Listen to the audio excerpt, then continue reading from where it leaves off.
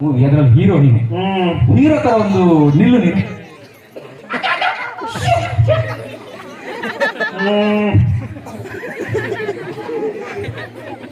ಏನು ಹೀರೋ ತರ ಕರೆಕ್ಟ್ ಆಗಿ ಸ್ಟ್ರೈಟ್ ಆಗಿ ನಿಲ್ಲು.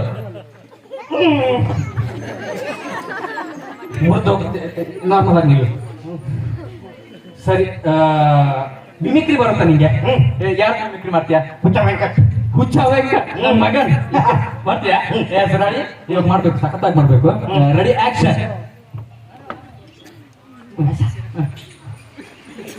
ನನ್ನ ಮಗನ್, ನನ್ನ ಅಕ್ಕಡ.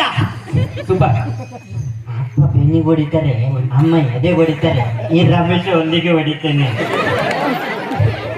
ಹುಚ್ಚ ವೆಂಕಟ್ ಬಿಟ್ಟು ರಮೇಶ್ ಬಂದು ಹುಚ್ಚ ವೆಂಕಟ್ ಎಲ್ಲೋದ? ನನ್ನ ಮಗನ್ ನನ್ನ ಅಕ್ಕಡ ಅಂತ ಹೇಳಿ ತಪ್ಪಲಿ ಹಾಕೊಂಡು ಹೋಗ್ಬಿಟ್ಟ. ನಾನು ಧೀರೇಂದ್ರ ಗೊಪ್ಪದವ್ರು ಮಾಡ್ಲ. ಅವ್ರದ್ದು ಮಾಡ್ತೀಯಾ? ಕರೆಕ್ಟ್ ಆಗಿ ಮಾಡ್ಬೇಕು, ಹಿರಿಯ ನಟರು ಅವರು. ಕರೆಕ್ಟ್ ಆಗಿ ಮಾಡ್ಬೇಕು. Yes, ready. Guruvesh Ambalinga. Super. ಅಮ್ಮ ಎದೆ ಹೊಡಿತಾರೆ, ಅಪ್ಪ ಬೆನ್ನಿಗೆ ಹೊಡಿತಾರೆ, ರಮೇಶ್ ಒಂದಿಗೆ ಹೊಡಿತೇನೆ. ಪದೇ ಪದೇ ರಮೇಶ್ ನಾನು ಯಾಕೆ ಕರ್ಕೊಂಡ್ ಬರ್ತಿದ್ಯಾ?